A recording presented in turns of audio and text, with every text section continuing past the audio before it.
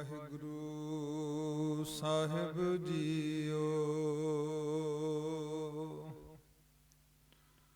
ਹਰ ਕੀਆਂ ਕਥਾ ਕਹਾਣੀਆਂ ਗੁਰਮੀਤ ਸੁਣਾਈਆਂ। ਬਲਹਾਰੀ ਗੁਰ ਆਪਣੇ ਗੁਰ ਕੋ ਬਲ ਜਾਈਆਂ। ਕਹਾਂ ਬੁੱਧ ਪ੍ਰਭ ਤੁਛ ਹਮਾਰੀ ਬਰਨ ਸਕੈ ਮਹਿਮਾ ਜੋਤ ਹਾਰੀ। ਹਮ ਨਾ ਸਕਤ ਕਰ ਸਿਫਤ ਤੁਮਾਰੀ ਆਪ ਲਿਹੋ ਤੁਮ ਕਥਾ ਸੁਧਾਰੀ। ਤੁਮਰੀ ਪ੍ਰਭਾ ਤੁਮੈ ਬਨ ਆਈ ਔਰਨ ਤੇ ਨਹੀਂ ਜਾਤ ਬਤਾਈ।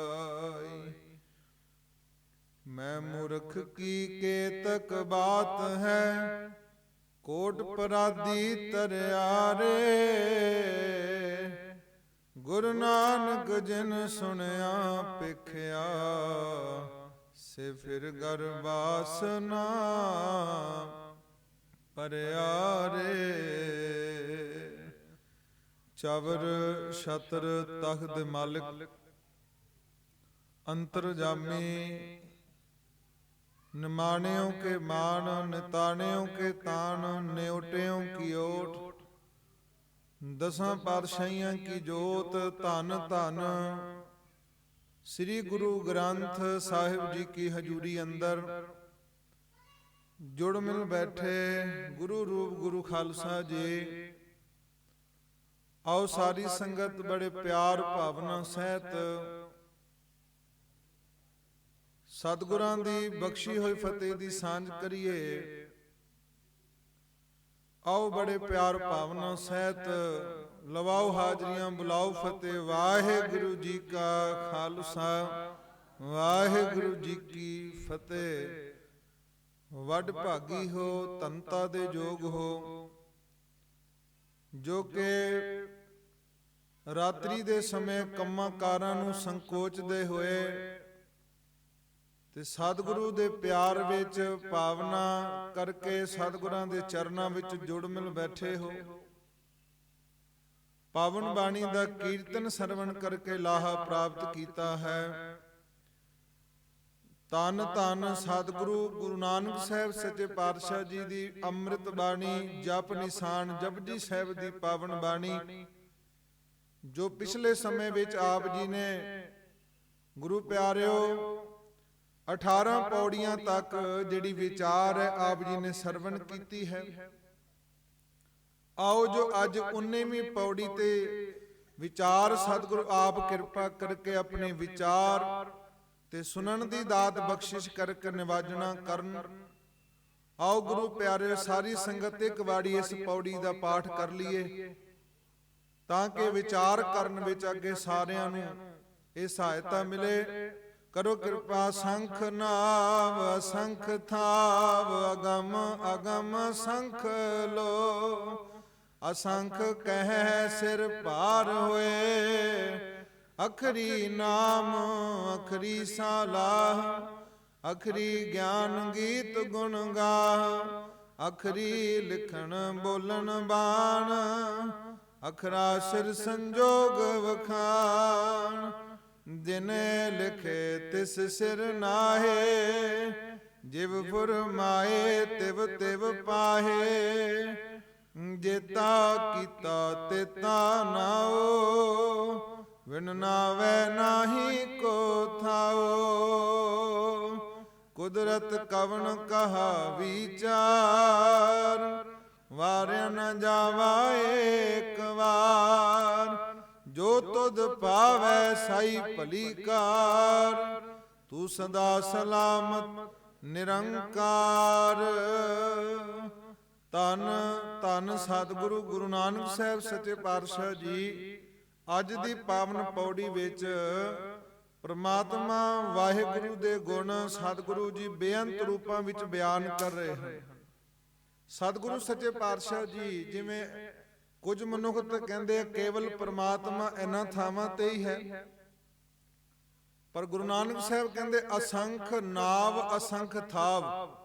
ਕੁਦਰਤ ਨੇ ਅਨੇਕ ਜੀਵਾਂ ਤੇ ਹੋਰ ਪਦਾਰਥਾਂ ਦੇ ਨਾਂ ਰੱਖੇ ਨੇ।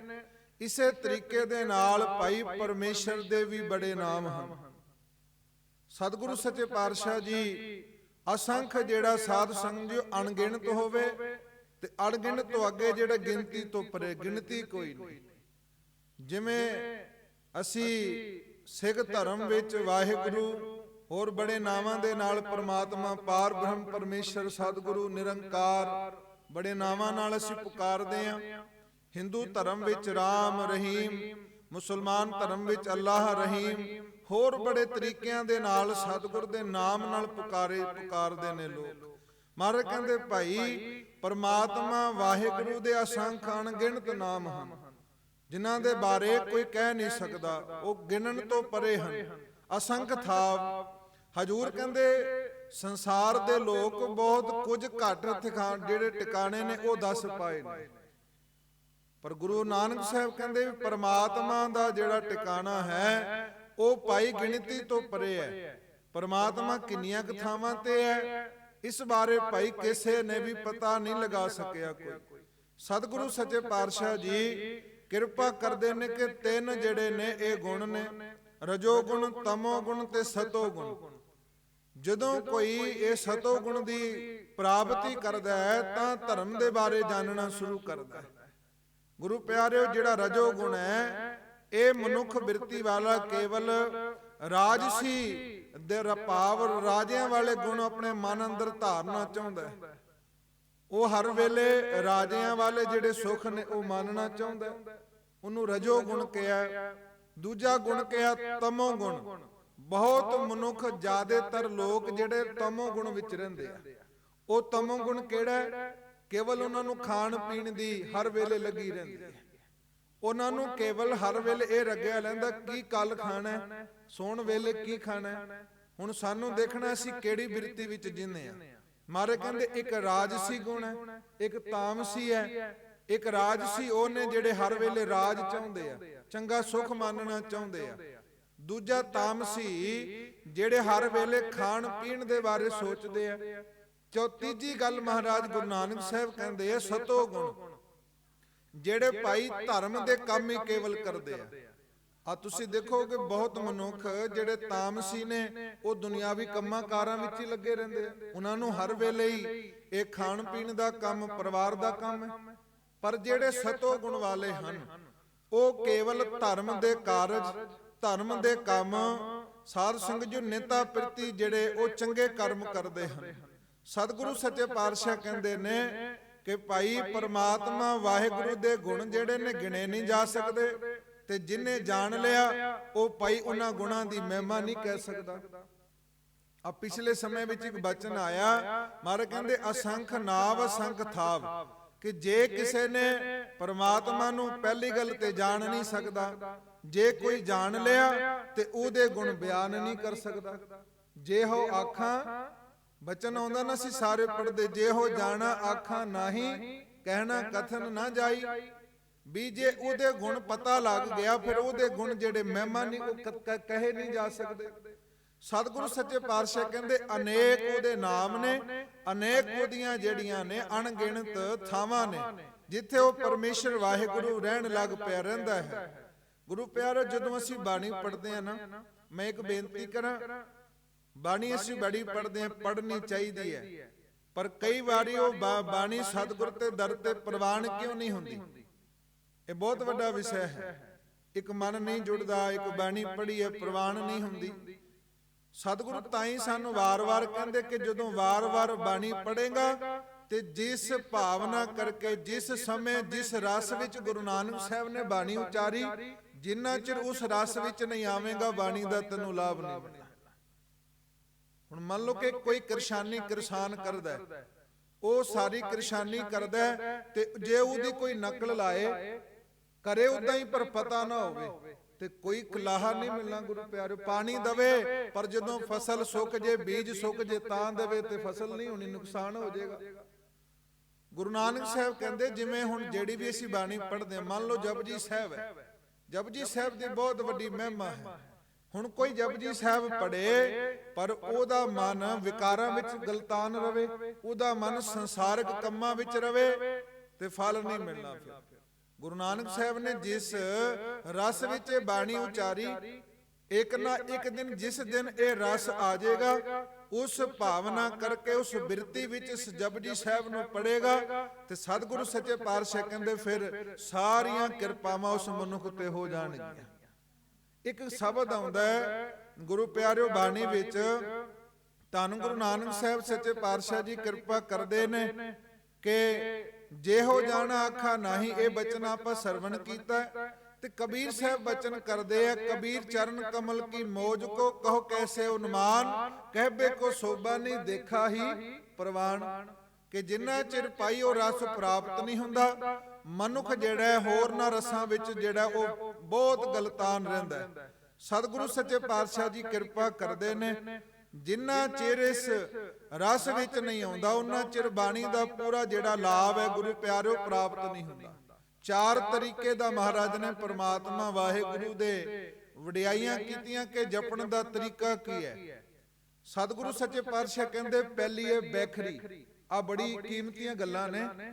ਪਹਿਲੀ ਕਹਿੰਦੇ ਨੇ ਇਹ ਚਾਰ ਤਰੀਕਿਆਂ ਨਾਲ ਪ੍ਰਮਾਤਮਾ ਦੇ ਨਾਮ ਨੂੰ ਲੋਕੀ ਲੈਂਦੇ ਨੇ। ਉਹ ਕਿਹੜੇ ਤਰੀਕੇ ਨੇ? ਕਹਿੰਦੇ ਇੱਕ ਬੈਖਰੀ ਬਾਣੀ ਹੈ, ਦੂਜੀ ਮਦਮਾ ਹੈ, ਤੀਜੀ ਬਸੰਤੀ ਹੈ ਤੇ ਚੌਥੀ ਹੈ ਪਰਾ ਬਾਣੀ।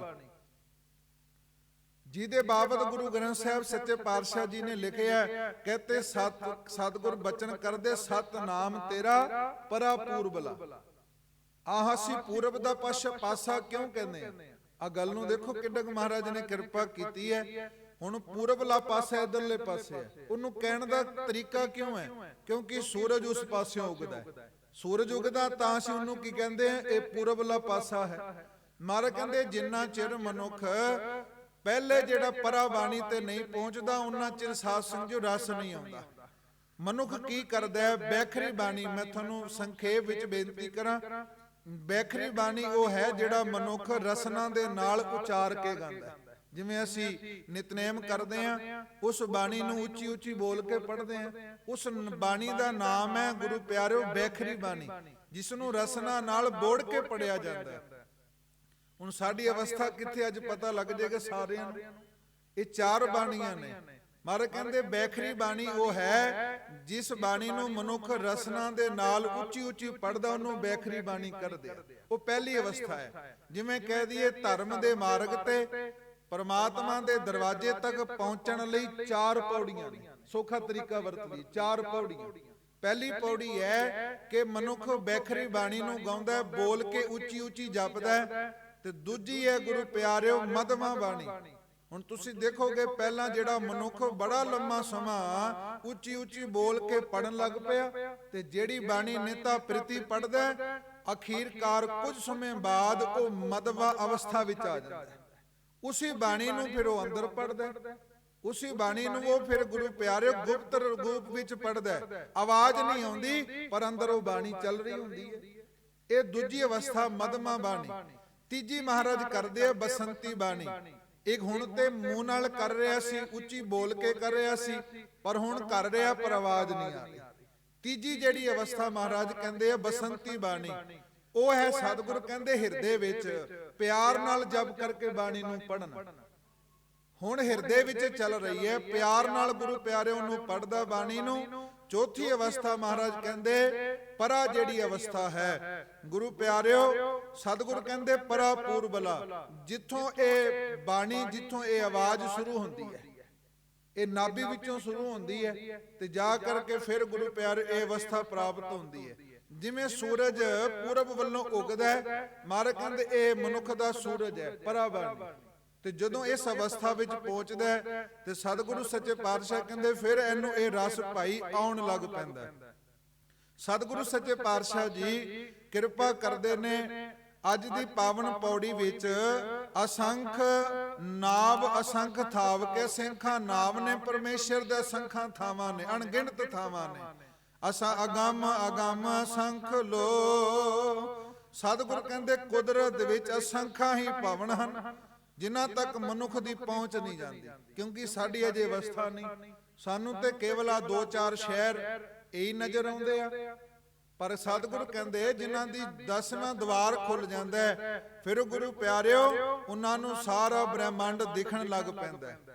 ਗੁਰੂ ਨਾਨਕ ਸਾਹਿਬ ਸੱਚੇ ਪਾਤਸ਼ਾਹ ਜੀ ਜਦੋਂ ਘਰ ਵਿੱਚ ਸੁੱਤੇ ਆ, ਮਾਤਾ ਜੀ ਨੇ ਬਚਨ ਕੀਤਾ, ਤ੍ਰਿਪਤਾ ਜੀ ਨੇ ਜਾ ਤੁਲਸਾ ਗੁਰੂ ਨਾਨਕ ਨੂੰ ਉਠਾ, ਪ੍ਰਸ਼ਾਦੇ ਦਾ ਟਾਈਮ ਹੋ ਗਿਆ ਤੇ ਮਹਾਰਾਜ ਪ੍ਰਸ਼ਾਦਾ ਛਕਣਗੇ। ਉਦੋਂ ਤੱਕ ਮਹਾਰਾਜ ਸੱਚੇ ਪਾਤਸ਼ਾਹ ਸੰਸਾਰ ਵਿੱਚ ਇੰਨੇ ਪ੍ਰਗਟ ਨਹੀਂ ਹੋਏ ਸੀ। ਜਾ ਕੇ ਤੁਲਸਾ ਦਾਸੀ ਨੇ ਮਹਾਰਾਜ ਦੇ ਚਰਨਾਂ ਨੂੰ ਹੱਥ ਹੀ ਛੁਆਇਆ। ਗੁਰੂ ਪਿਆਰਿਓ ਜੋ ਤਵਾਰੀਖ ਵਿੱਚ ਆਉਂਦਾ, ਕਹਿੰਦੇ ਜਿਵੇਂ ਹੱਥ ਗੁਰੂ ਨਾਨਕ ਸਾਹਿਬ ਦੇ ਚਰਨਾਂ ਨੂੰ ਸਪਰਸ਼ ਕੀਤਾ, ਮਹਾਰਾਜ ਕਹਿੰਦੇ ਅਗੰਮ ਅਗੰਮ ਅਸੰਖ ਲੋ। ਉਹਨਾਂ ਖੰਡਾਂ ਦੀ, ਉਹਨਾਂ ਬ੍ਰਹਿਮੰਡਾਂ ਦੀ, ਉਹਨਾਂ ਸਤਿਗੁਰ ਕਹਿੰਦੇ ਨੇ ਪਹਾੜਾਂ ਦੀ, ਨਦੀਆਂ ਦੀ, ਉਹਨਾਂ ਜੰਗਲਾਂ ਦੀ ਸੋਝੀ ਆ ਗਈ ਜਿਨ੍ਹਾਂ ਬਾਰੇ ਤੁਲਸਾ ਨੂੰ ਪਤਾ ਹੀ ਨਹੀਂ ਸੀ। ਆਖੋ ਸਤਨਾਮ। ਹੁਣ ਤੁਲਸਾ ਤੇ ਸੋਚਦੀ ਸੀ ਬਸ ਇਹੀ ਨਗਰ ਹੈ, 2 ਨੇੜੇ ਤੇੜੇ, ਜਿਵੇਂ ਲਾਹੌਰ ਸ਼ਹਿਰ ਇਹੀ ਨਗਰ, ਹੋਰ ਕੁਝ ਹੀ ਨਹੀਂ ਸੰਸਾਰ ਵਿੱਚ। ਜਿਵੇਂ ਇੱਕ ਡੱਡੂ ਕੇਵਲ ਉਹ ਸੋਚਦਾ ਇਹੀ ਦੁਨੀਆ ਹੈ। ਜਿੰਨਾ ਚਿਰ ਗੁਰੂ ਸਾਹਿਬ ਦੀ ਕਿਰਪਾ ਨਹੀਂ ਹੁੰਦੀ, ਮਨੁੱਖ ਦੀ ਅਵਸਥਾ ਡੱਡੂ ਵਾਂਗ ਰਹਿੰਦੀ ਹੈ।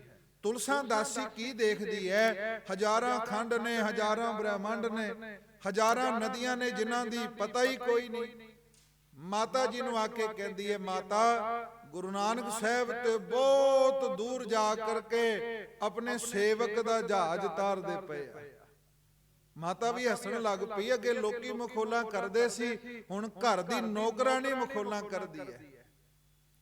ਉਸ ਸਮੇਂ ਗੁਰੂ ਨਾਨਕ ਸਾਹਿਬ ਉੱਠ ਕੇ ਆਏ ਤੇ ਪੁੱਛਦੇ ਨੇ, ਮਾਤਾ ਜੀ ਕੀ ਗੱਲ? ਕਹਿੰਦੇ ਅਜੇ ਤਾਂ ਲੋਕ ਮਖੌਲਾਂ ਕਰਦੇ ਸੀ ਨਨਕਾਣੇ ਦੇ ਵਾਸੀ, ਅੱਜ ਘਰ ਦੀ ਨੌਕਰਾਣੀ ਮਖੌਲਾਂ ਕਰਦੀ ਹੈ। ਮਹਾਰਾਜ ਨੇ ਫਿਰ ਬਚਨ ਕਰ ਦਿੱਤੇ, ਆ ਮੈਂ ਬੇਨਤੀ ਕਰਾਂ। ਪਰਾ ਬਾਣੀ ਵਿੱਚ ਪਹੁੰਚ ਗਈ, ਸਾਰੇ ਖੰਡ ਬ੍ਰਹਿਮੰਡਾਂ ਦੀ ਸੋਝੀ ਹੋ ਗਈ। ਕਹਿੰਦੇ ਮੂੰਹ ਕਰਕੇ ਤੇ ਬੋਲੀ ਨਹੀਂ, ਮਨ ਕਰਕੇ ਚੁੱਪ ਹੋ ਗਈ। ਆਖੋ ਸਤਨਾਮ। ਸਤਿਗੁਰ ਕਹਿੰਦੇ ਅਨੇਕਾਂ ਜਿਹੜੀਆਂ ਨੇ ਭਵਨ ਨੇ, ਖੰਡ ਨੇ, ਬ੍ਰਹਿਮੰਡ ਨੇ, ਜਿਨ੍ਹਾਂ ਦੇ ਬਾਬਤ ਗੁਰੂ ਪਿਆਰਿਓ ਕੋਈ ਦੱਸ ਨਹੀਂ ਸਕਦਾ। ਪਰ ਕਦੋਂ? ਜਦੋਂ ਕੋਈ ਪਰਾ ਬਾਣੀ ਤੱਕ ਪਹੁੰਚ ਜਾਂਦਾ ਹੈ। ਮਹਾਤਮਾ ਬੁੱਧ, ਜਿਨ੍ਹਾਂ ਦੇ ਬਾਬਤ ਮਹਾਤਮਾ ਬੁੱਧ ਰਾਜੇ ਨੇ, ਬਹੁਤ ਮਾਇਆ ਧਨਾੜ ਨੇ, ਮਹਿਲ ਨੇ, ਪਰ ਜਿੰਨਾ ਚਿਰ ਗੁਰੂ ਪਿਆਰਿਓ ਅਵਸਥਾ ਨਹੀਂ ਮਿਲੀ, ਉਹਨਾਂ ਚਿਰ ਸਭ ਕੁਝ ਚੰਗਾ ਲੱਗਦਾ ਸੀ। ਇਹ ਸਾਰੀ ਪ੍ਰਜਾ, ਇਹ ਫੌਜ, ਇਹ ਤਖਤ ਤੇ ਬਹਿਣਾ ਸਾਰਾ ਚੰਗਾ ਲੱਗਦਾ ਸੀ। ਪਰ ਜਦੋਂ ਅਵਸਥਾ ਪ੍ਰਾਪਤ ਹੋ ਗਈ, ਰਾਜ ਪਾਟ ਸਭ ਕੁਝ ਤਿਆਗ ਦਿੱਤਾ। ਮਹਾਤਮਾ ਬੁੱਧ ਭਰਥਰੀ ਰਾਜੇ ਦਾ ਜਦੋਂ ਅਸੀਂ ਪੜ੍ਹਦੇ ਹਾਂ ਤੇ ਭਰਥਰੀ ਰਾਜੇ ਕੋਲ ਗੁਰੂ ਪਿਆਰਿਓ ਸਾਰੇ ਦੁਨੀਆ ਦੇ ਸੁੱਖ ਨੇ ਜਿਹੜੇ ਆਮ ਮਨੁੱਖ ਕੋਲ ਨਹੀਂ ਹੁੰਦੇ, ਪਰ ਉਹਨਾਂ ਚਿਰ ਉਹ ਸੁੱਖ ਲੱਗਦੇ ਸੀ। ਪਰ ਜਦੋਂ ਕਿਰਪਾ ਹੋਈ ਪ੍ਰਮਾਤਮਾ ਵਾਹਿਗੁਰੂ ਦੀ, ਸਭ ਕੁਝ ਸਾਧ ਸੰਗਤ ਜੀ ਨਾਸਵੰਤ ਲੱਗਣ ਲੱਗ ਪਿਆ। ਸਤਿਗੁਰੂ ਸੱਚੇ ਪਾਤਸ਼ਾਹ ਕਹਿੰਦੇ ਨੇ, ਅਸੰਖ ਕਹਿ ਸਿਰ ਭਾਰ ਹੋਏ, ਪਰ ਜੋ ਮਨੁੱਖ ਕੁਦਰਤ ਦਾ ਲੇਖਾ ਲਿਖਣ ਵਾਸਤੇ ਸ਼ਬਦ ਉਚਾਰਦੇ ਨੇ, ਉਹ ਸਿਰ ਉੱਤੇ ਭਾਰ ਉਠਾਉਂਦੇ ਨੇ। ਜਿਵੇਂ ਕਹਿ ਦਈਏ ਗੁਰੂ ਗੋਬਿੰਦ ਸਿੰਘ ਸਾਹਿਬ ਦੇ ਬਚਨ ਨੇ ਕਿ ਵੱਡੇ ਵੱਡੇ ਮੁਨ ਦੇਵਤੇ ਕਈ ਜੁਗ ਤਿਨੀ ਤਨ ਤਾਇਆ। ਸਾਡੀ ਤੇ ਉਮਰ ਹੀ ਕੁਝ ਨਹੀਂ ਜਿਹੜਾ ਅਸੀਂ ਪ੍ਰਮਾਤਮਾ ਦੇ ਗੁਣਾਂ ਦੀ ਬਿਆਨਤਾ ਕਰ ਸਕੀਏ। ਗੁਰੂ ਗੋਬਿੰਦ ਸਿੰਘ ਸਾਹਿਬ ਕਹਿੰਦੇ ਵੱਡੇ ਵੱਡੇ ਮੁਨ ਦੇਵਤੇ ਕਈ ਜੁਗ ਤਿਨੀ ਤਨ ਤਾਇਆ, ਕਿੰਨੀ ਤੇਰਾ ਅੰਤ ਨਾ ਪਾਇਆ। ਸਤਿਗੁਰੂ ਕਹਿੰਦੇ ਅਸੰਖ ਕਹਿ ਹੈ ਸਿਰ ਭਾਰ ਹੋਏ। ਭਾਵ ਜੇ ਕੋਈ ਕਵੇ ਅਸੰਖ ਵੀ ਪ੍ਰਮਾਤਮਾ ਦੇ ਅਣਗਿਣਤ ਗੁਣ ਨੇ ਤੇ ਆਪ ਮਨ ਵਿੱਚ ਹੰਕਾਰ ਕਰ ਲੈ, ਸਤਿਗੁਰੂ ਸੱਚੇ ਪਾਤਸ਼ਾਹ ਕਹਿੰਦੇ ਭਾਈ ਇਸ ਤਰੀਕੇ ਦੇ ਨਾਲ ਪ੍ਰਮਾਤਮਾ ਦੇ ਗੁਣ ਬਿਆਨ ਨਹੀਂ ਕੀਤੇ ਜਾ ਸਕਦੇ। ਹੁਣ ਅੱਜ ਦਾ ਮਨੁੱਖ ਕਹਿੰਦੇ ਨੇ ਸੁੱਖ ਲੱਭਣ ਵਾਸਤੇ ਬੜੇ ਯਤਨ ਕਰਦਾ, ਬੜੀਆਂ ਥਾਵਾਂ ਤੇ ਜਾਂਦਾ, ਬੜਾ ਅੱਜ ਦਾ ਸਤਿਗੁਰ ਮੁਖਵਾਕ ਕਿਰਪਾ ਕਰਦੇ ਆ। ਮੈਂ ਬੇਨਤੀ ਕਰਾਂ, ਅੱਜ ਦਾ ਮਨੁੱਖ ਸ਼ਬਦ ਨੂੰ ਛੱਡ ਕੇ, ਨਾਮ ਨੂੰ ਛੱਡ ਕੇ ਹੋਰਨਾਂ ਥਾਵਾਂ ਤੇ, ਮੜੀਆਂ ਮਸਾਣਾਂ ਤੇ, ਦੇਹ ਧਾਰੀਆਂ ਦੇ ਡੇਰਿਆਂ ਤੇ ਜਾਂਦਾ। ਆ ਬੜੇ ਕਰਮ ਕਰਦਾ ਪਰ ਸੁੱਖ ਨਹੀਂ ਮਿਲਦਾ। ਹੁਣ ਸਾਰੀ ਜ਼ਿੰਦਗੀ ਮਨੁੱਖ ਕੀ ਲੱਭਦਾ? ਸੁਖ ਲੱਭਦਾ। ਆਓ ਇਸ ਪੰਕਤੀ ਨੂੰ ਪੜ੍ਹੀਏ, ਫਿਰ ਵਿਚਾਰ ਅੱਗੇ। ਡਿਠਾ ਸਭ ਸੰਸਾਰ, ਡਿਠਾ ਸਭ ਸੰਸਾਰ, ਕਰੋ ਕਿਰਪਾ ਲਓ ਲਾਹਾ। ਡਿਠਾ ਸਭ ਸੰਸਾਰ, ਡਿਠਾ ਸਭ ਸੰਸਾਰ,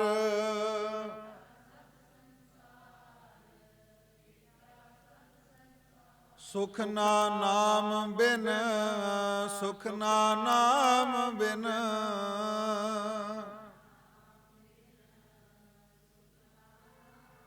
ਅੱਜ ਤਰੀਕਾ ਲੈ ਕੇ ਜਾਇਓ ਗੁਰੂ ਨਾਨਕ ਸਾਹਿਬ ਕੋਲ। ਮਹਾਰਾਜ ਕਹਿੰਦੇ ਦੁਨੀਆ ਦਾ ਹਰ ਮਨੁੱਖ ਸੁਖ ਲੱਭਦਾ, ਪਰ ਸੁਖ ਕਿੱਥੋਂ ਲੱਭਦਾ? ਮੜੀਆਂ ਮਸਾਣਾ ਤੋਂ, ਦੇਹ ਧਾਰੀਆਂ ਦੇ ਡੇਰਿਆਂ ਤੋਂ। ਤੇ ਦੂਜਾ ਬਚਨ ਕਰਦੇ ਮਹਾਰਾਜ ਕਹਿੰਦੇ ਜਿਹੜੇ ਫੋਕਟ ਕਰਮ ਕਰਕੇ।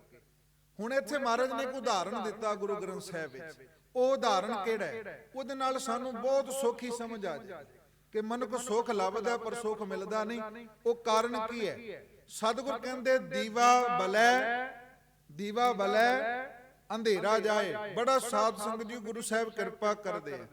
ਸਤਿਗੁਰ ਕਹਿੰਦੇ ਦੀਵਾ ਬਲੈ ਅੰਧੇਰਾ ਜਾਏ। ਗੁਰੂ ਨਾਨਕ ਸਾਹਿਬ ਦਾ ਬਚਨ ਹੈ, ਸ਼ਲੋਕ ਮਹੱਲਾ ਪਹਿਲਾ।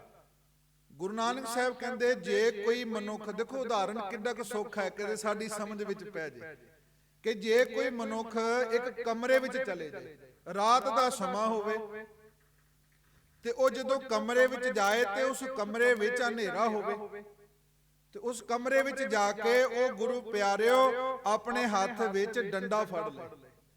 ਕਿ ਜੇ ਕੋਈ ਮਨੁੱਖ ਕਮਰੇ ਵਿੱਚ ਗਿਆ, ਹਨੇਰਾ ਹੈ, ਤੇ ਹਨੇਰੇ ਨੂੰ ਦੂਰ ਕਰਨ ਵਾਸਤੇ ਉਹ ਤਲਵਾਰ ਕੱਢ ਲੈ, ਤੇ ਤਲਵਾਰ ਕੱਢ ਕੇ ਤੇ ਹਨੇਰੇ ਨੂੰ ਮਾਰਨਾ ਚਾਹੇ। ਦੇਖੋ ਉਦਾਹਰਣ ਸਤਿਗੁਰ ਦਾ। ਮਹਾਰਾਜ ਕਹਿੰਦੇ ਕੋਈ ਕਮਰੇ ਵਿੱਚ ਗਿਆ, ਕਮਰੇ ਵਿੱਚ ਗੁੱਪ ਹਨੇਰਾ ਦਿਖਦਾ ਨਹੀਂ, ਪਰ ਉਹਦੇ ਕੋਲ ਤਲਵਾਰ ਹੈ, ਤਲਵਾਰ ਕੱਢ ਲਈ ਤੇ ਤਲਵਾਰ ਕੱਢ ਕੇ ਹਨੇਰੇ ਨੂੰ ਖਤਮ ਕਰਨਾ ਚਾਹੇ, ਹਨੇਰਾ ਖਤਮ ਹੋ ਜਾਏਗਾ? ਬੋਲੋ ਪਿਆਰਿਓ, ਨਹੀਂ ਹੋ ਸਕਦਾ। ਹੁਣ ਉਹਦੇ ਕੋਲ ਡੰਡਾ ਵੀ ਹੈ। ਹੁਣ ਜੇ ਤਲਵਾਰ ਨਾਲ ਹਨੇਰਾ ਖਤਮ ਨਹੀਂ ਹੋਇਆ, ਡੰਡਾ ਕੱਢ ਲਿਆ, ਬੜਾ ਡੰਡਾ ਮਾਰਿਆ, ਪਰ ਹਨੇਰਾ ਦੂਰ ਨਹੀਂ ਹੋਇਆ। ਸਤਿਗੁਰ ਕਹਿੰਦੇ ਤਲਵਾਰ ਵੀ ਚਲਾ ਲਈ, ਡਾਂਗ ਵੀ ਮਾਰ ਲਈ। ਹੁਣ ਇਹਨੇ ਸੋਚਿਆ ਇਹ ਡਾਂਗ ਨਾਲ ਨਹੀਂ ਮੰਨਿਆ, ਤਲਵਾਰ ਨਾਲ ਨਹੀਂ ਮੱਲਿਆ, ਹੁਣ ਗਾਲਾਂ ਕੱਢਦੇ ਆ, ਮਾੜੇ ਬੋਲ ਬੋਲੇ। ਭਾਵ ਕਹਿ ਦਈਏ ਗਾਲਾਂ ਕੱਢੀਆਂ, ਮਾੜੇ ਬੋਲ ਬੋਲੇ। ਹਨੇਰੇ ਨੂੰ ਹਨੇਰਾ ਦੂਰ ਹੋ ਜਾ, ਪਰ ਹਨੇਰਾ ਦੂਰ ਨਹੀਂ ਹੁੰਦਾ। ਤਰੀਕਾ ਨਹੀਂ। ਹੁਣ ਜਿਹੜਾ ਤਰੀਕਾ ਅਸੀਂ ਲੱਭਦੇ ਆ ਕਿ ਮਹਾਰਾਜ ਸੁਖ ਮਿਲਣ, ਪਰ ਉਹ ਤਰੀਕਾ ਅਸੀਂ ਵਰਤਦੇ ਨਹੀਂ। ਸਤਿਗੁਰੂ ਸੱਚੇ ਪਾਤਸ਼ਾਹ ਕਹਿੰਦੇ ਉਹ ਮਨੁੱਖ ਡਾਂਗ ਵੀ ਚਲਾ ਲਈ, ਤਲਵਾਰ ਵੀ ਚਲਾ ਲਈ, ਗਾਲਾਂ ਵੀ ਕੱਢ ਲੀਆਂ, ਪਰ ਹਨੇਰਾ ਦੂਰ ਨਹੀਂ ਹੋਇਆ। ਤੇ ਗੁਰੂ ਨਾਨਕ ਸਾਹਿਬ ਕਹਿੰਦੇ ਸ਼ਲੋਕ ਮਹੱਲਾ ਪਹਿਲਾ। ਮਹਾਰਾਜ ਨੂੰ ਪੁੱਛਿਆ ਸਤਿਗੁਰੂ ਹਨੇਰਾ ਦੂਰ ਕਿਵੇਂ ਹੋਵੇਗਾ? ਮਹਾਰਾਜ ਕਹਿੰਦੇ ਕੁਝ ਨਹੀਂ ਕਰਨਾ, ਸੌਖਾ ਤਰੀਕਾ ਹੈ। ਗੁਰੂ ਕੇ ਪਿਆਰੇ ਇੱਕ ਦੀਵਾ ਲੈ, ਦੀਵੇ ਵਿੱਚ ਤੇਲ ਪਾ ਤੇ ਬੱਤੀ ਪਾ ਕੇ ਆਗੇ ਜਲਾ ਦੇ। ਬਿਨਾਂ ਕੁਛ ਕੀਤੇ ਹੀ ਉਸ ਕਮਰੇ ਵਿੱਚ, ਉਸ ਦੀਵੇ ਵਿੱਚ ਇੰਨੀ ਤਾਕਤ ਹੈ ਕਿ ਉਹ ਚਾਨਣ ਵਿੱਚ ਇੰਨੀ ਤਾਕਤ ਹੈ, ਜਿਵੇਂ ਦੀਵਾ ਬਲੇਗਾ ਹਨੇਰਾ ਆਪੇ ਖਤਮ ਹੋ ਜਾਏਗਾ। ਆਖੋ ਸਤਨਾਮ। ਹੁਣ ਤਰੀਕਾ ਮਹਾਰਾਜ ਨੇ ਦੱਸਿਆ। ਅੱਜ ਦੇ ਲੋਕ ਇਹੀ ਕੁਝ ਕਰਦੇ ਆ ਦੁੱਖ ਨੂੰ ਦੂਰ ਕਰਨ ਵਾਸਤੇ। ਜਿਵੇਂ ਮੈਂ ਆਪ ਜੀ ਨਾਲ ਬਚਨ ਸਾਂਝਾ ਕੀਤਾ, ਡਿਠਾ ਸਭ ਸੰਸਾਰ, ਵੀ ਸਾਰਾ ਸੰਸਾਰ ਸੁੱਖ ਨੂੰ ਲੱਭਦਾ ਫਿਰਦਾ, ਫੋਕਟ ਕਰਮ ਕਰਦਾ, ਫਿਰ ਸੁੱਖ ਨਹੀਂ ਲੱਭਦਾ। ਤੇ ਮਹਾਰਾਜ ਕਹਿੰਦੇ ਸੁੱਖ ਨਾ ਨਾਮ ਬਿਨ। ਨਾਮ ਕੀ ਹੈ? ਨਾਮ ਗੁਰੂ ਪਿਆਰਿਓ ਦੀਵਾ ਹੈ। ਜਿੰਨਾ ਚਿਰ ਮਨੁੱਖ ਨਾਮ ਨਹੀਂ ਜਪਦਾ। ਇੱਕ ਬਾਣੀ ਦਾ ਬਚਨ ਹੋਰ ਕਰਾਂ, ਹਰ ਕਾ ਸਿਮਰਨ ਜੋ ਕਰੈ, ਹਰ ਕਾ ਸਿਮਰਨ ਜੋ ਕਰੈ। ਲਿਆ ਕਰੋ ਲਾਹਾ, ਵਾਹ ਵਾਹ। ਹਰ ਕਾ ਸਿਮਰਨ ਜੋ ਕਰੈ, ਹਰ ਕਾ ਸਿਮਰਨ ਜੋ ਕਰੈ।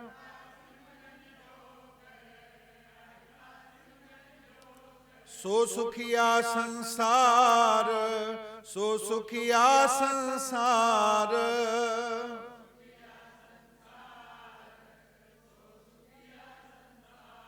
ਹੁਣ ਮਨੁੱਖ ਇੱਕੋ ਹੀ ਕਰਮ ਕਰਦਾ ਨਾ ਕਿ ਸੁਖ ਚਾਹੀਦਾ। ਮੇਨ ਸਾਡਾ ਸਾਰਿਆਂ ਦੀ ਅਰਦਾਸ ਕੀ ਹੈ? ਸੁਖ ਚਾਹੀਦਾ।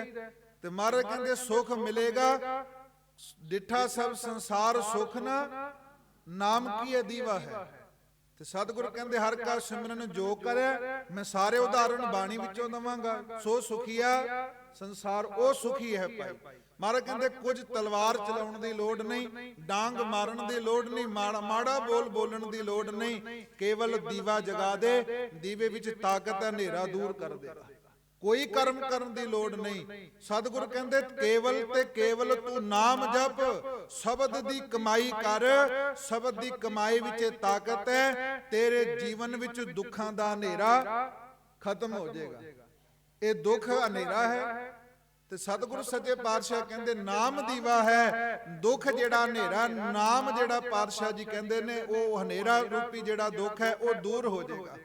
ਸਤਿਗੁਰੂ ਸੱਚੇ ਪਾਤਸ਼ਾਹ ਕਹਿੰਦੇ ਰਾਮ ਰਾਮ ਬੋਲ, ਰਾਮ ਰਾਮ ਤਿਆਗੋ ਮਨ ਕੇ ਸਗਲ ਕਾਮ। ਸਤਿਗੁਰੂ ਸੱਚੇ ਪਾਤਸ਼ਾਹ ਜੀ ਬਚਨ ਕਰਦੇ ਨੇ ਅੱਜ ਦੇ ਪਾਵਨ ਪੌੜੀ ਵਿੱਚ। ਬਹੁਤ ਲੋਕ ਜਿਹੜੇ ਨੇ ਉਹ ਪ੍ਰਮਾਤਮਾ ਵਾਹਿਗੁਰੂ ਦੇ ਲੇਖਾ ਲਿਖਣ ਵਾਸਤੇ ਬਹੁਤ ਕੁਝ ਉਚਾਰਨ ਕਰਦੇ ਆ, ਪਰ ਉਹ ਸਿਰ ਉੱਤੇ ਆਪਣੇ ਭਾਰ ਹੀ ਚੜਾਉਂਦੇ ਹਨ। ਅਖਰੀ ਨਾਮ ਅਖਰੀ ਸਾਲਾ। ਪਰਮਾਤਮਾ ਵਾਹਿਗੁਰੂ ਦਾ ਜਿਹੜਾ ਨਾਮ ਹੈ ਪਿਆਰਿਓ, ਅਕਾਲ ਪੁਰਖ ਦਾ ਨਾਮ ਵੀ ਅੱਖਰਾਂ ਰਾਹੀਂ ਲਿਖਿਆ ਜਾ ਸਕਦਾ ਹੈ ਤੇ ਉਸ ਦੀ ਸਿਫਤ ਸਲਾਹ ਵੀ ਅੱਖਰਾਂ ਰਾਹੀਂ ਕੀਤੀ ਜਾ ਸਕਦੀ ਹੈ। ਭਾਵ ਜਿਹੜੇ ਅਸੀਂ ਬੋਲਦੇ ਆ ਉਹ ਬੋਲਣ ਦੇ ਨਾਲ ਉਹਦੀ ਵਡਿਆਈ ਹੁੰਦੀ ਹੈ। ਅੱਖਰਾਂ ਨਾਲ ਹੀ ਹਜੂਰ ਕਹਿੰਦੇ ਨੇ ਅਖਰੀ ਗਿਆਨ ਗੀਤ ਗੁਣ ਗਾਹ। ਅਕਾਲ ਪੁਰਖ ਦਾ ਗਿਆਨ ਵੀ ਅੱਖਰਾਂ ਰਾਹੀਂ ਵਿਚਾਰਿਆ ਜਾ ਸਕਦਾ ਹੈ, ਅੱਖਰਾਂ ਰਾਹੀਂ ਉਸਦੇ ਗੀਤ ਜਿਹੜੇ ਨੇ ਉਹ ਗਾਏ ਜਾ ਸਕਦੇ ਨੇ। ਸਤਿਗੁਰੂ ਸੱਚੇ ਪਾਤਸ਼ਾਹ ਕਹਿੰਦੇ ਜੇ ਕੋਈ ਮਨੁੱਖ, ਦੇਖੋ ਬਾਣੀ ਦਾ ਉਦਾਹਰਣ, ਜੇ ਕੋਈ ਮਨੁੱਖ ਸਮੁੰਦਰ ਵਿੱਚ ਜਾਣਾ ਚਾਹੇ ਤੇ ਸਮੁੰਦਰ ਪਾਰ ਕਰਨਾ ਚਾਹੇ ਤੇ ਲੋਹਾ ਨਾਲ ਲੈ ਲੇ ਤੇ ਉਹ ਤਰ ਨਹੀਂ ਸਕਦਾ। ਉਦਾਹਰਣ ਸਤਿਗੁਰੂ ਕਹਿੰਦੇ ਲੋਹਾ ਨਾਲ ਲੈ ਲੈ ਤੇ ਉਹ ਤਰ ਨਹੀਂ ਸਕਦਾ। ਮਹਾਰਾਜ ਕਹਿੰਦੇ ਤਰਨ ਦਾ ਤਰੀਕਾ ਕੀ ਹੈ? ਇਸ ਭਵ ਸਾਗਰ ਤੋਂ ਤਰਨ ਦਾ ਤਰੀਕਾ ਕੀ ਹੈ? ਕਬੀਰ ਸਾਹਿਬ ਕਹਿੰਦੇ ਕਬੀਰ ਬੇੜਾ ਜਰਜਰਾ ਫੂਟੇ 6000। ਕਹਿੰਦੇ ਹਰਵੇ ਹਰਵੇ ਤਿਰ ਗਏ ਡੂਬੇ ਜਿਨ ਸਿਰ ਪਾਰ। ਕਹਿੰਦੇ ਜਿਨ੍ਹਾਂ ਮਨੁੱਖਾਂ ਨੇ ਬਹੁਤ ਮਨ ਵਿੱਚ ਹੰਕਾਰ ਕਰ ਲਿਆ ਗੁਰੂ ਪਿਆਰਿਓ, ਉਹ ਤੇ ਸੰਸਾਰ ਵਿੱਚ ਡੁੱਬ ਗਏ, ਗਲਤਾਨ ਹੋ ਗਏ। ਉਹ ਤਰੇ ਕੌਣ ਨੇ?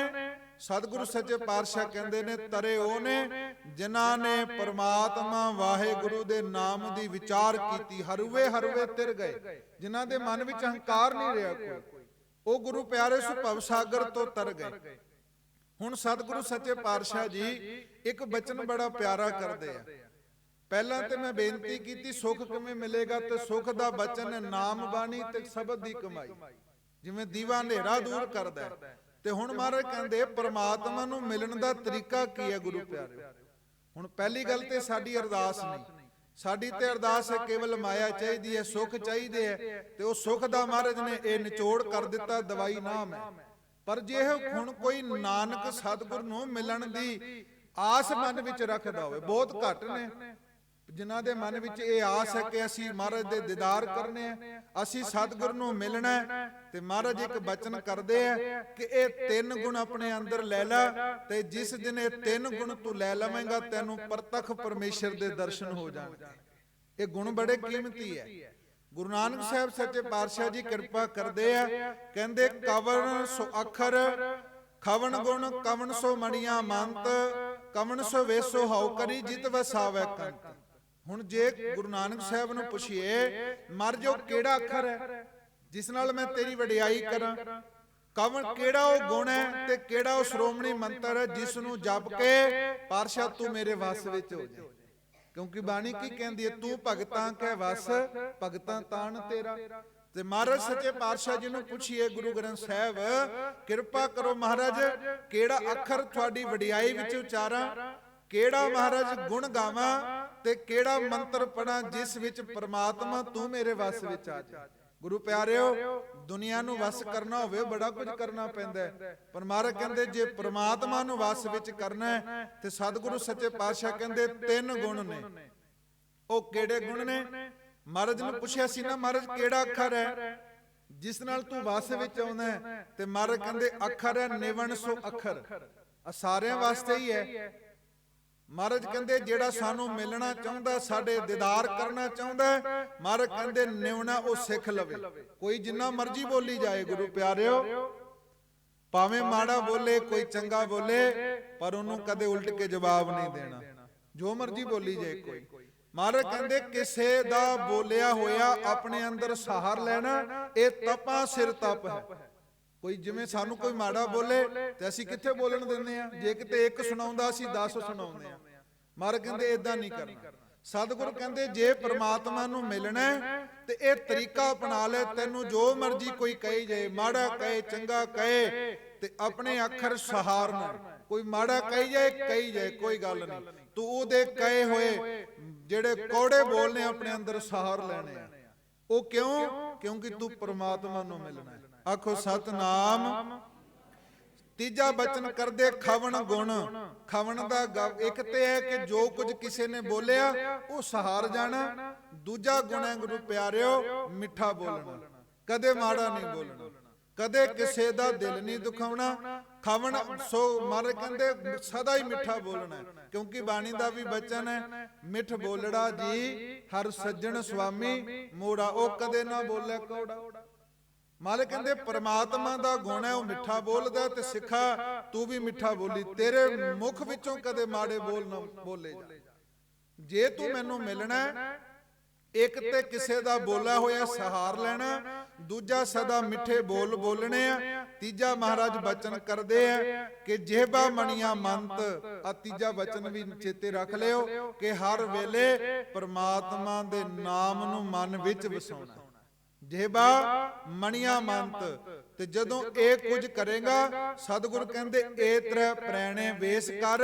ਕਹਿੰਦੇ ਇਹ ਜੀਵ ਇਸਤਰੀ ਜਦੋਂ ਤਿੰਨ ਗੱਲਾਂ ਆਪਣੇ ਅੰਦਰ ਧਾਰਨ ਕਰ ਲਈਆਂ ਤਾਂ ਵਸ ਆਵੇ ਕੰਤ। ਕੰਤ ਕਹਿੰਦੇ ਨੇ ਪ੍ਰਮਾਤਮਾ ਨੂੰ। ਫਿਰ ਉਹ ਪਤੀ ਪਰਮੇਸ਼ਰ ਤੇਰੇ ਵਸ ਵਿੱਚ ਆ ਜਾਏਗਾ। ਗੁਰੂ ਪਿਆਰਿਓ, ਇਹ ਬਹੁਤ ਵੱਡੀਆਂ ਗੱਲਾਂ ਗੁਰੂ ਨਾਨਕ ਸਾਹਿਬ ਨੇ ਕਹੀਆਂ ਨੇ। ਸਤਿਗੁਰ ਕਿਰਪਾ ਕਰਨ। ਸੱਚੇ ਪਾਤਸ਼ਾਹ ਕਹਿੰਦੇ ਭਾਈ ਅਸੰਖ ਜਿਹੜੇ ਨੇ ਉਹ ਪ੍ਰਮਾਤਮਾ ਵਾਹਿਗੁਰੂ ਦੇ ਗੁਣ ਗਾਉਂਦੇ ਨੇ। ਪ੍ਰਮਾਤਮਾ ਦੀ ਕਿਰਪਾ ਸਦਕਾ ਹੀ ਅੱਖਰਾਂ ਰਾਹੀਂ ਉਹ ਪ੍ਰਮਾਤਮਾ ਵਾਹਿਗੁਰੂ ਨੂੰ ਬੋਲਦੇ ਨੇ, ਵਡਿਆਈ ਕਰਦੇ ਨੇ। ਅੱਖਰਾਂ ਰਾਹੀਂ ਉਹ ਸ਼ਬਦ ਨੂੰ ਵਰਤਦੇ ਹਨ। ਅਸੰਖ ਸਿਰ ਅੱਖਰਾ ਸਿਰ ਸੰਜੋਗ ਵਖਾਣ। ਅੱਖਰਾਂ ਰਾਹੀਂ ਭਾਗਾਂ ਦਾ ਸੰਜੋਗ ਵਖਿਆਨਿਆ ਜਾ ਸਕਦਾ। ਆ ਮੈਂ ਸੰਖੇਪ ਬੇਨਤੀ ਕਰ ਰਿਹਾ। ਹਜੂਰ ਕਹਿੰਦੇ ਜਿਨੇ ਲਿਖੇ ਤਿਸ ਸਿਰ ਨਾਹੇ। ਜਿਸ ਅਕਾਲ ਪੁਰਖ ਨੇ ਜੀਵਾਂ ਦੇ ਸੰਜੋਗ ਲਿਖੇ, ਅੱਖਰ ਲਿਖੇ, ਉਸ ਦੇ ਸਿਰ ਉੱਤੇ ਕੋਈ ਲੇਖਾ ਨਹੀਂ। ਆ ਲੇਖਾ ਤਾਂ ਸਾਡੇ ਸਿਰ ਤੇ ਹੀ ਹੈ ਨਾ, ਪਰਮਾਤਮਾ ਤੇ ਲੇਖੇ ਤੋਂ ਪਰੇ ਹੈ। ਅਸੀਂ ਰੋਜ਼ ਪੜ੍ਹਦੇ ਹਾਂ ਅਜੂਨੀ ਸਹਿ ਭੰਗ, ਜਿਹੜਾ ਜੂਨਾ ਵਿੱਚ ਨਹੀਂ ਆਉਂਦਾ। ਅਕਾਲ ਪੁਰਖ ਜਿਹੜਾ ਭਾਈ ਗੁਰੂ ਪਿਆਰੋ ਕਿਸੇ ਲੇਖੇ ਵਿੱਚ ਨਹੀਂ ਆਉਂਦਾ। ਤੇ ਜਿਵ ਫਰਮਾਏ ਤਿਵ ਤਿਵ ਪਾਹੇ। ਸਤਿਗੁਰੂ ਸੱਚੇ ਪਾਤਸ਼ਾਹ ਕਹਿੰਦੇ ਜਿਸ ਜਿਸ ਤਰ੍ਹਾਂ ਅਕਾਲ ਪੁਰਖ ਹੁਕਮ ਕਰਦਾ ਉਸ ਤਰ੍ਹਾਂ ਜੀਵ ਉਸ ਦੇ ਹੁਕਮ ਨੂੰ ਮੰਨ ਕੇ ਆਪਣੇ ਜੀਵਨ ਵਿੱਚ ਦੁੱਖ ਸੁੱਖ ਜਿਹੜਾ ਉਹ ਕਰਮ ਕਰਦਾ। ਇੱਕ ਵਾਰੀ ਗੁਰੂ ਪਿਆਰਿਓ ਕਹਿੰਦੇ ਨੇ ਸ਼ਿਵ ਜੀ ਤੇ ਪਾਰਵਤੀ ਦੋਨੇ ਨਿਕਲੇ ਜਾ ਰਹੇ ਸੀ। ਮੈਂ ਬੇਨਤੀ ਕਰਾਂ ਕਦੇ ਵੀ ਮਨੁੱਖ ਨੂੰ ਆਪਣੀ ਮਰਜ਼ੀ ਨਹੀਂ ਕਰਨੀ ਚਾਹੀਦੀ।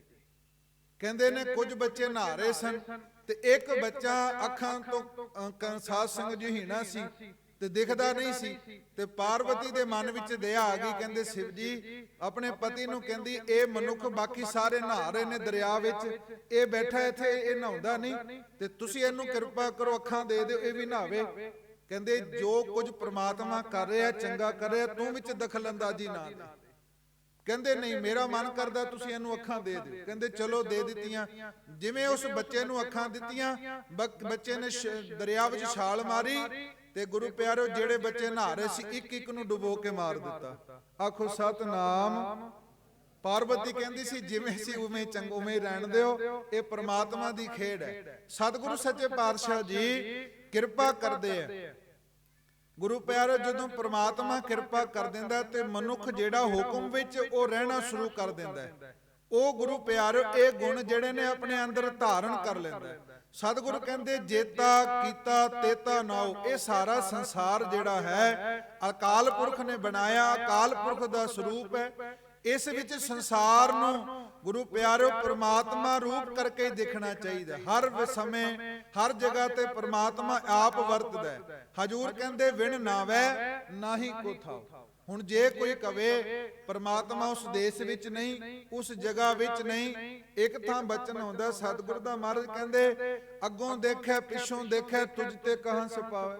ਜੇ ਕੋਈ ਮਨੁੱਖ ਚੋਰੀ ਕਰਦਾ ਉਹ ਕਹਿੰਦਾ ਮੈਨੂੰ ਤੇ ਕੋਈ ਦੇਖਦਾ ਨਹੀਂ, ਪਰ ਪਰਮਾਤਮਾ ਤਾਂ ਹਰ ਜਗ੍ਹਾ ਤੇ ਹੈ। ਗੁਰੂ ਨਾਨਕ ਸਾਹਿਬ ਕਹਿੰਦੇ ਵਿਣ ਨਾਵੈ ਨਾਹੀ ਕੋ ਥਾਉ। ਹੁਣ ਜਦੋਂ ਕੋਈ ਝੂਠ ਬੋਲਦਾ ਹੈ, ਮਾੜੇ ਕਰਮ ਕਰਦਾ ਹੈ, ਵਿਚਾਰ ਕਰਦਾ ਹੈ, ਗੁਰੂ ਪਿਆਰਿਓ ਸਤਿਗੁਰ ਕਹਿੰਦੇ ਐਸੀ ਕੋਈ ਸੰਸਾਰ ਵਿੱਚ ਜਗ੍ਹਾ ਨਹੀਂ ਜਿਹੜੀ ਜਗ੍ਹਾ ਪਰਮਾਤਮਾ ਤੋਂ ਖਾਲੀ ਹੋਵੇ।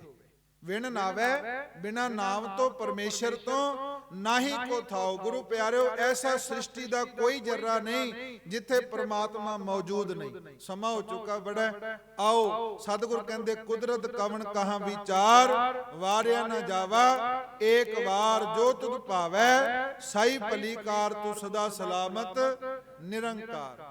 ਆਓ ਇਹਨਾਂ ਪੰਕਤੀਆਂ ਨੂੰ ਇੱਕ ਵਾਰੀ ਸਾਰੀ ਸੰਗਤ ਬੜੇ ਪਿਆਰ ਨਾਲ ਸਾਂਝੀਆਂ ਕਰੀਏ। ਫਿਰ ਕੱਲ ਦੀ ਜੋ ਪੌੜੀ ਹੈ ਬਹੁਤ ਸਤਿਗੁਰ ਕਿਰਪਾ ਕਰਦੇ, ਭਰੀਏ ਹੱਥ ਪੈਰ ਤਨ ਦੇ, ਕਿਵੇਂ ਸਰੀਰ ਨੂੰ ਪਵਿੱਤਰ ਕਰਨਾ ਹੈ, ਕਿਵੇਂ ਮਨ ਨੂੰ ਜੋ ਜੁਗਾਂ ਜੁਗਾਂਤਰਾਂ ਦੀ ਮੈਲ ਲੱਗੀ ਹੋਈ ਹੈ ਉਸ ਮਨ ਨੂੰ ਕਿਵੇਂ ਪਵਿੱਤਰ ਕਰਨਾ ਹੈ, ਇਹ ਕੱਲ ਦੀ ਪੌੜੀ ਹੈ। ਆਓ ਕਰਿਓ ਕਿਰਪਾ।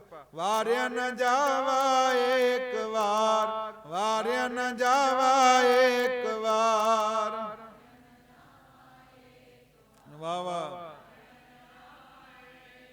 ਵਾਰਿਆ ਨ ਜਾਵਾ ਏਕ ਵਾਰ, ਵਾਰਿਆ ਨ ਜਾਵਾ ਏਕ ਵਾਰ।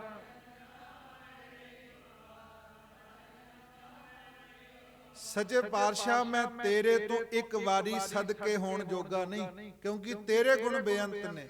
ਜੋ ਤੁਧ ਭਾਵੈ ਸਾਈ ਭਲੀਕਾਰ, ਜੋ ਤੁਧ ਭਾਵੈ ਸਾਈ ਭਲੀਕਾਰ।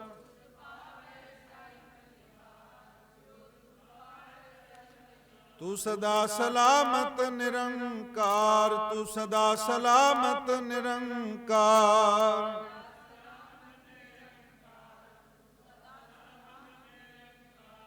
ਬੇਅੰਤ ਪ੍ਰਕਾਰ ਦੀਆਂ ਭੁੱਲਾਂ ਹੋ ਗਈਆਂ ਨੇ।